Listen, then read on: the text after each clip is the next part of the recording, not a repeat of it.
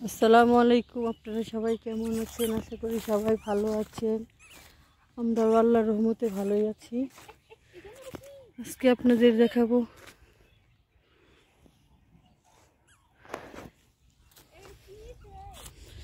সবুজ শাকসবজি।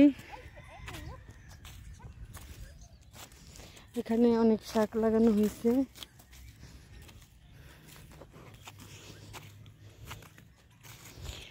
এই যে এগুলো হলো ডাঁটা শাক, অনেক সুন্দর করে লাগানো হয়েছে। তারপরে এখানে আছে হলো পালং শাক,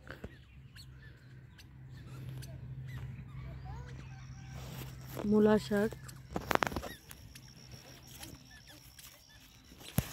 তারপরে এখানে আছে লাল শাক।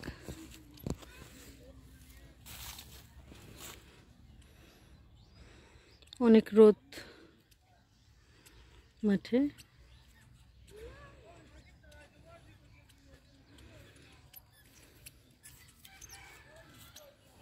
ক্ষেতের মাঝখানে এটা লাগানো হয়েছে।